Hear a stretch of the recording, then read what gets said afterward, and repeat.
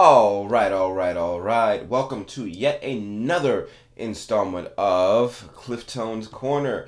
I'm your host, Jermaine Man here, the only guy in charge. I am Cliftone, and I am here for yet another Survivor-themed installment of Cliftone's Corner. Here to give you guys all the dish on the latest episode. Yes, I know, I am late by a few days. Give me a break. But also, this is simply because I needed to gather more information. I needed to make sure I had all the facts or what facts are available here to us. And also, just the end of the episode. I was supposed to record right after the end of the episode. And the end of the episode really got me. It got a few others. And it got us pretty heated. But we'll talk about all that. We'll talk about the entire episode. We'll talk about our final 7 and how they progressed through this episode. But first, I want to switch things up a bit, and I want to take a break for a message from our sponsors, simply because there's a lot to talk about in this episode, and I don't want to cut away from it and interrupt you guys' vibe. So, here we are. Here's our sponsor.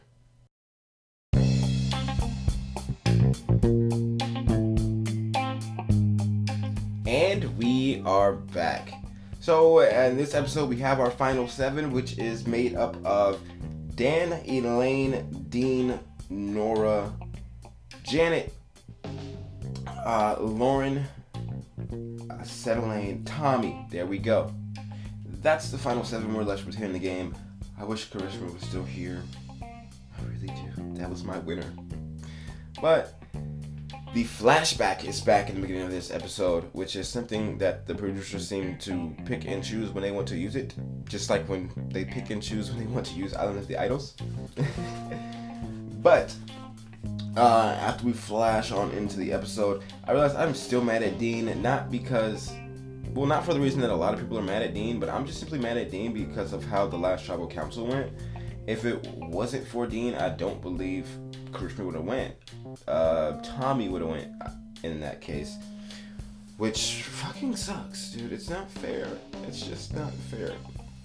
But this episode kind of gives us this Dean versus Noura vibe, and it's something I like. I would like to see more of Dean versus Noura.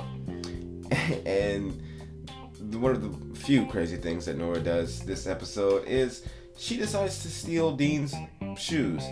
And let's sidebar real quick, because I, as a person, do not understand, after watching, season 20-something to now, and then I've gone back and watched season 1 through 5, I don't understand how in the hell Dean has these pristine white tennis shoes in the Fijian jungle beach survivor environment. I don't get it. I don't understand it. So I understand. I would be in Nora's position. I would kind of want to mess with them. If I was her, I'd put a couple scuffs on them, put some mud on it or something, have some fun with it. I mean, they're just shoes. I mean, they didn't really give us a story behind Dean's shoes this season. They haven't given us a story behind a lot this season. But they're just shoes. So, I mean, he couldn't have been that affected by her seriously messing with them. But I did like where she placed the shoes. She had a little play on words there, because people that were voted out, their left behind items are put on the sign, and she puts Dean's shoes at the top of the tribe sign to join. No. I don't know if she said to join the Lost Souls, or this is Dean's Lost Souls, but it was a play on words with shoes and souls and all that good stuff. It was kind of witty. I liked it. Whatever. But right after this, the people kind of dive into an idol hunt. Elaine really needed to find another idol after playing her last one. She knew she needed to find this idol to keep herself safe. Of course, besides the event of immunity, but we haven't gotten there yet. So in Elaine's mind, it's like, at this point in time, this is how I save myself. This is the only way to save myself, so I have to go for this. The funny part of it all is, once everyone wakes up, everyone is going for this idol.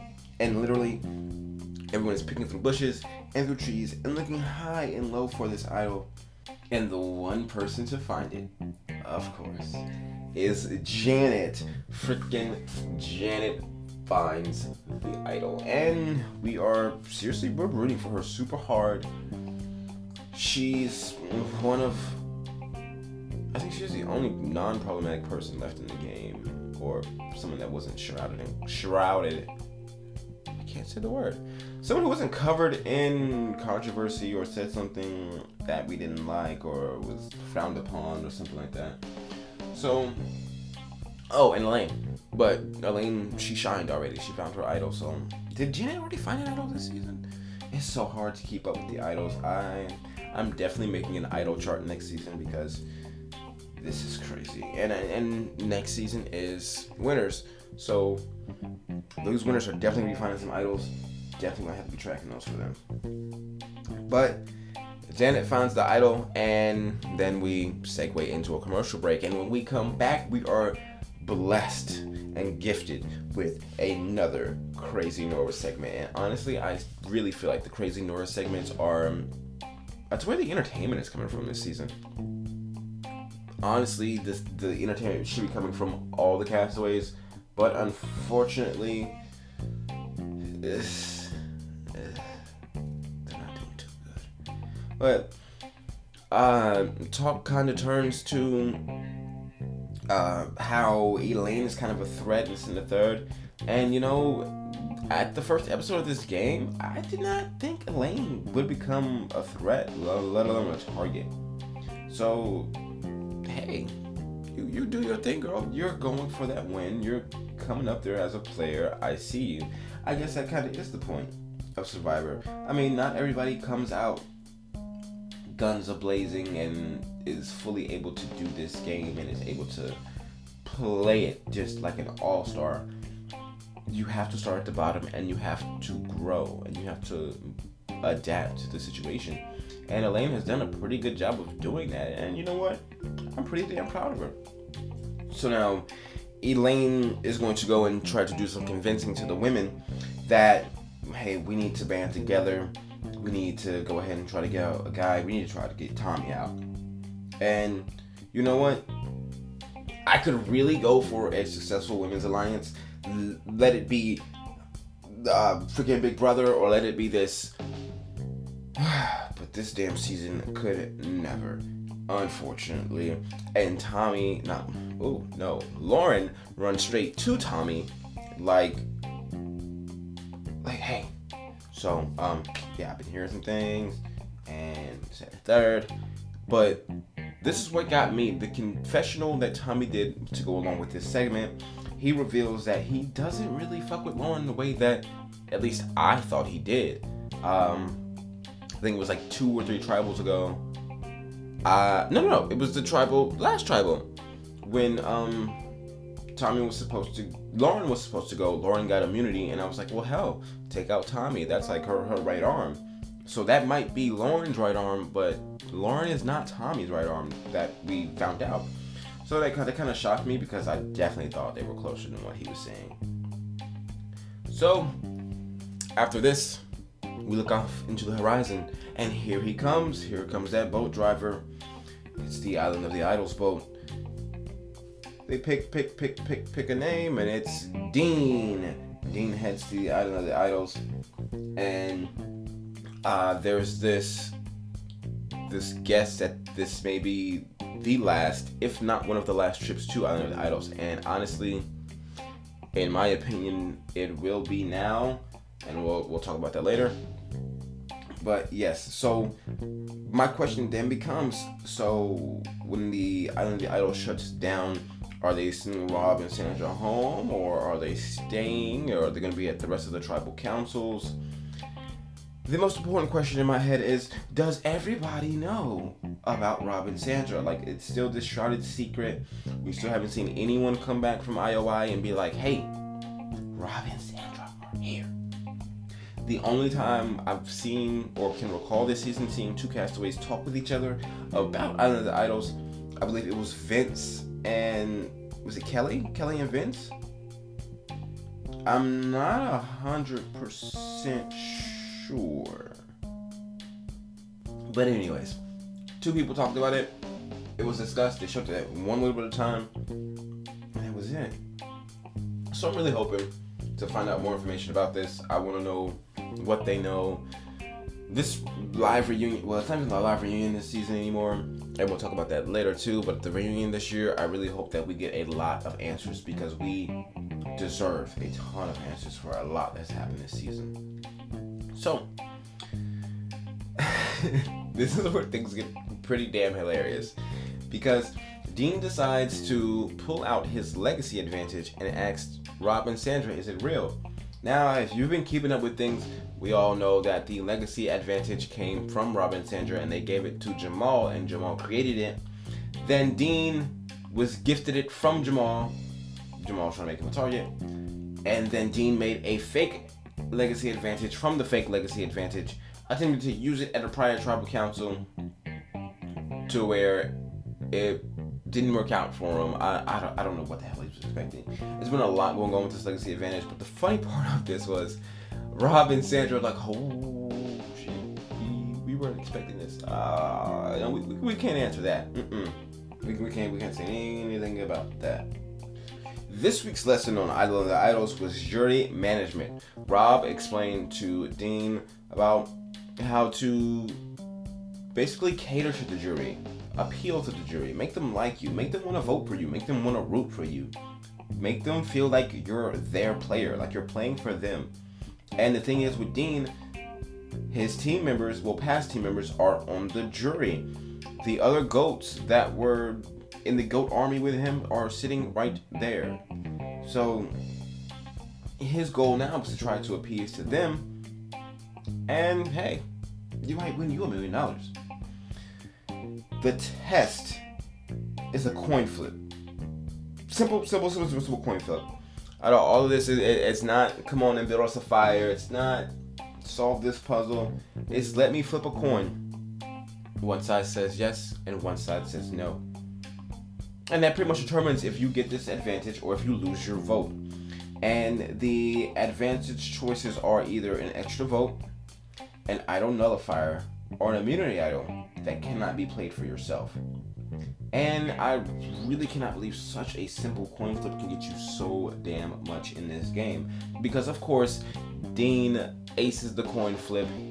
Rob lands on yes for him, and he decides to pick the idol nullifier. Because if you remember earlier, Janet found an idol, and Dean would like to get Janet out. He wants to use a nullifier on Janet's idol. Because I believe she was talking to Tommy, and Tommy asked to see it, and she actually pulled it out, and yada yada yada. Stupid mistake, stupid decision. But now Dean is going to try and get Janet out. So after tonight's tribal, Janet's looking like the next one to go, unfortunately. But we're hoping things can change up for her, because we would love to see her in a final 3 type situation. And I would also like to bring up the fact that when did Dean get his shoes back? Like, my thing about this is a lot of stuff this season has been edited in, and we haven't gotten answers for it. So why even waste the time of showing us Noura hiding his shoes if they weren't going to show the journey or whatever the hell it took for Dean to get his damn shoes back?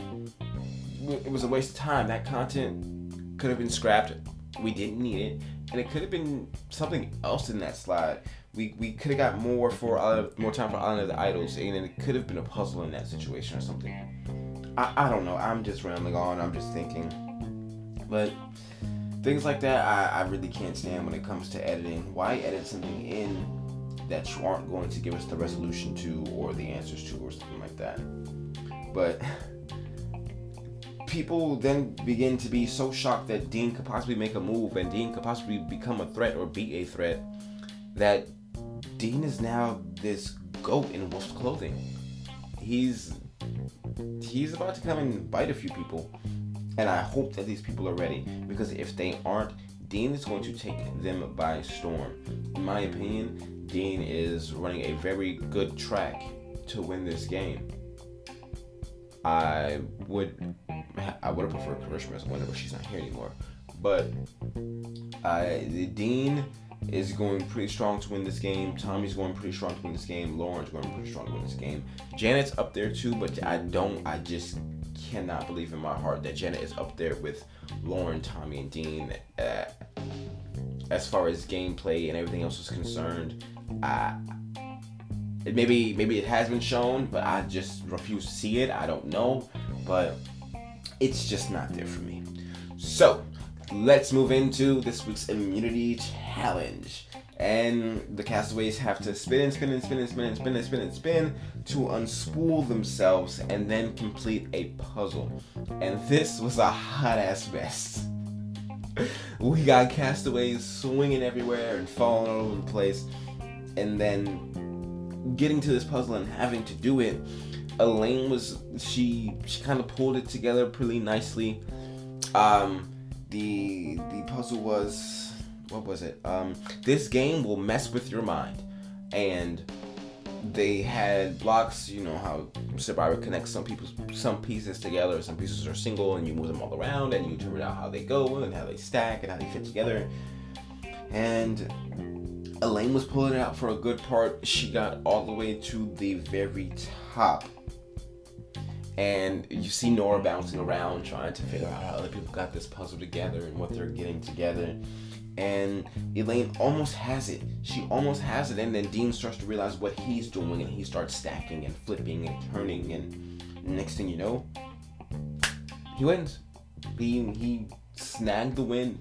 And yeah, I haven't gone back and rewatched. I only watched live, and that was it. But after Dean won, did he hit Jeff in the chest? Because I heard like a thud type. No, that wasn't a thud. That sounded like a snap. But I heard like a thud type sound. And it sounded like he had hit Jeff in the chest. I don't know about that. Let's go ahead and move on. Let's get back to camp. And at camp, everyone wants to vote Elaine, but they want to make sure that in any emergency case that Elaine somehow has some secret advantage or some crazy ass idol, that Noura goes. So they want to put one vote on Noura.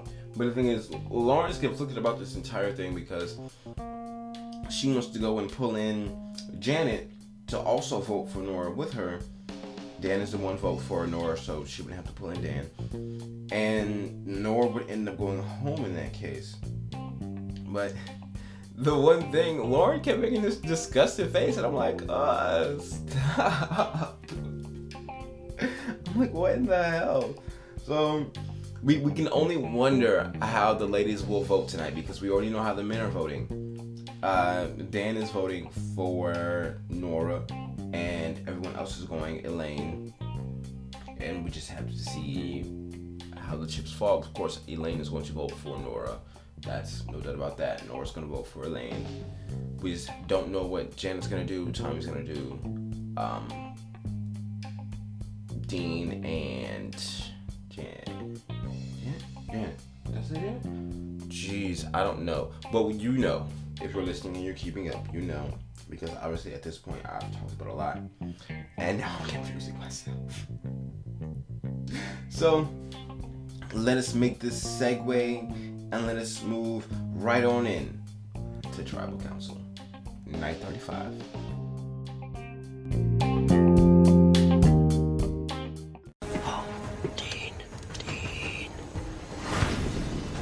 Dean won it.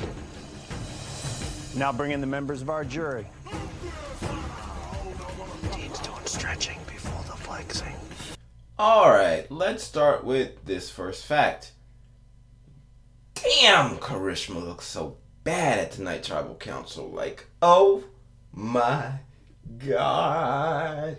But to get into the players, Dean actually utilized the little jury management skills he learned. Not little, they were like very, very fruitful. But the skills he learned for jury management from Rob, he actually used them on the jury during tonight's Tribal Council, which was pretty impressive. And as a viewer, I love to see stuff like that. One, I love to see jury management because that's kind of important, and a lot of people don't understand that when they play these games like Survivor and Big Brother, about how to manage the jury and not to piss them off. So when and if you do make it to the end, you get your money that you worked so hard for all these days. But hey, some people just don't understand it. Some people don't want to get with it, and that's cool. You can't teach a new dog old tricks. Huh? An old dog, new tricks. Wow, okay. And this is the part where I put down the brandy. But let's get into this. Jeff asks Noura, so where are we at in the game? At tribal council? Oh my god, Noura. Baby. Baby girl, you're giving me a headache. Like, at this point in the game, it's day 35 of 39, and you're answering questions that Jeff asked you about where the game is like that? I'm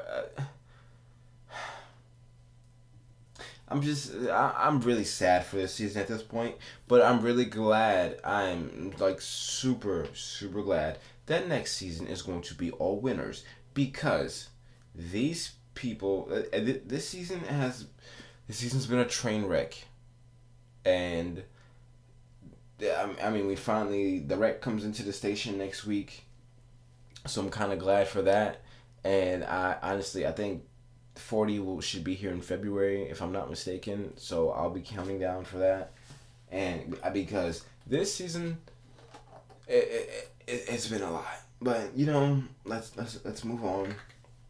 Moving over to Elaine, because that has been an obvious target this entire episode. Besides from Elaine has been trying to make Noura a target this episode, but really the edit has really focused on Elaine being the one that's probably gonna go tonight, and Elaine's at this tribal council, and it seems to be echoing the very first episode where she's like, please, I just spare me one more vote. I'm not a threat. I mean, yeah, I'm a threat now, but Noura, she's crazy, she's unpredictable, you don't know what she's gonna do, just spare me one vote. And it seems to echo the first episode so hard, because then she was like, I've dreamt for this so bad. Just spare me one vote. You need to get this person out, because I'm not the one. Just spare me. I really wanted this. I really want to be here. Just allow me 3 more days, please. And she's made it from day 3 to day 35. So, hey, you got your 3 days and so much more. You evolved into this survivor, not legend, but this survivor. I guess I can only say player that's kind of up there. I don't know, but but Elaine came into this game as a caterpillar, and she's cocooned and blossomed into this beautiful butterfly, and it's been amazing. And I can say the same thing for Karishma. She came into this game as a caterpillar and she blossomed. I mean, we can get into Karishma, and actually I will get into Karishma, and I'll talk about that later. But Elaine's someone that, I mean, she really deserves to make it to the final 3. And, Elaine even says, hey, when you get to the final 3, I'm better to take with you, because, I mean, I'm the threat. So I'm not gonna win this game. Noura, people have said it from the beginning. If she makes it to the end of this game, if Noura makes it to 39, she's winning. If Noura makes it to 39, she's winning. And it's like, oh my gosh, this is just crazy. But then all of a sudden, all of the ladies start talking up and speaking out about how, well, yeah, I feel I'm at the bottom too. These guys have got the game. I feel I'm at the bottom. I mean, I'm at the bottom. What do you mean? Like, these guys are just, wow. And then we segue into Elaine's segment, and this part of the edit of the episode. If no other part told you this part definitely tells you that Elaine will be, unfortunately, the one going tonight, because she's loud. I mean, it felt like 10 minutes to me. It was probably about a good 3 minutes, what it felt like in real time, of Elaine just explaining where her fight for this game comes from, and why she wants to keep going, and why she wants to keep trying. And she tells Jeff, I've been fighting for 35 days in this, and I'm gonna keep fighting until you stuff my torch. And the emotion and the impact behind it is just everything. You know what I mean? Like, I've never been like a real lucky person, like just unlucky for some reason. Other than getting on this, nothing good's ever really happened, And I come for the money, but the more important part to me was coming for the adventure and the figuring out who I was, and dealing with my emotions and you know, just trying to put everything into perspective. Damn, Jeff. It's wild. It's crazy. And Elaine says so much more, but there's so much more I still need to talk about. So unfortunately, I can't go through it all, and you know what that means. It's Tribal Council. It's the end of all the talking. That is true. And it is. Time to vote. That's right. Yeah. Noura, you're up. And of course, just as the edit suggested, Elaine was the one voted out at tonight's Tribal Council. Now, this would be normally where the podcast would end, the episode would be over, the episode of Survivor would be over. But in an unprecedented turn of events, Jeff came to the beach the next day to talk to all the castaways. And I didn't know what was going on. I didn't even realize there was still time left in the episode. I didn't realize anything. I was totally taken off guard, totally taken aback. Dan had been removed from the game. There would be no final six. He would not be part of the jury. There would be no nothing. This is part of the reason why this episode of Clifton's Corner was not presented to you sooner than now. Simply because, again, as I said earlier, I wanted to gather the facts, gather what information I could before delivering this episode out to you guys. It is said from what I've been able to gather that Dan, and you know, we know the issue with Dan that's gone on this season, he had an incident on the way back from the immunity challenge. When getting into the boat, of course, if you don't know, there is a boat that takes the castaways to and from immunity and reward challenges. And there was an incident that happened between Dan and a producer. And it is said that another castaway also witnessed this incident take place. Because of this, the finale that was supposed to be live this year, for the first time in 39 seasons of Survivor, the finale will be pre-taped and edited simply because, of course, CBS does not want anything to happen during this tape. You never know with people nowadays what someone might attempt. I'm pretty sure this reunion will have a certain flow, and CBS will of course edit out what they don't want us to see and what they don't want us to know and want us to hear. Of course, they'll do it in true CBS fashion, like they do with Big Brother. But honestly, all of this is just truly, and it's simply saddening. This is a game that I've come to love over the past 10 years. I've grown very tight with this show, and now I've even started a podcast where I'm talking about this. I've done YouTube stuff about Survivor. I'm invested into this show, and for something like this to happen is very, very disheartening. It kind of steers you away from wanting to watch the rest of the season. It kind of, even back when the incident first happened, and this is something that has been talked about on the show since episode 1. The very first episode, Kelly had a discussion with Dan about how she's not, if not the first episode, the second, but about how she's not someone that likes to be touched. She would prefer if he did not touch her, and this was something that was ignored by him. Then the merge happened, and Missy and Kelly spoke. and things were talked about then between them two about how Dan was still touching her, and Missy said she was inappropriately touched by Dan and things of that nature. It's something that's been, if it was put out there, I really feel like producers should have stood up way sooner. This is something that should have not gotten this far. This is something that should not have went on for over a month. Over a month, they allow this person to stay out there and play this game and not only take opportunities from other people, but to more or less scar people. Dan has scarred, I'm pretty sure, several people on this, well, throughout this experience and throughout this show. Kelly is one of them. I'm not sure what happened between him and the producer, but him and the producer may be one.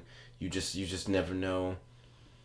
It's sad, and I'm hoping for a lot more from CBS and from Survivor and from Jeff Probst, because I'm pretty sure Jeff should be one of the main people, being that, if I'm not mistaken, he is a producer of this show, that he should be more hands-on with what's going on at camp and when something like this happens. And being that this is something said on camera from day one, this should have been some footage that Jeff saw. This should have been a discussion that Jeff had with these contestants, and this and the third. As a viewer, I feel like this is Jeff's show. He is the power man. He should have stepped up way sooner than now, and it's a tough situation. But I'm hoping next week's finale episode ends on a positive note, on a good note. Who knows what the reunion is going to be like? There's no telling. I can only expect drama, crazy. You know how it goes with these people. So, that's now all I have for you. I just wanted to touch on one thing. I do have a sidebar podcast episode coming, The Charisma Effect.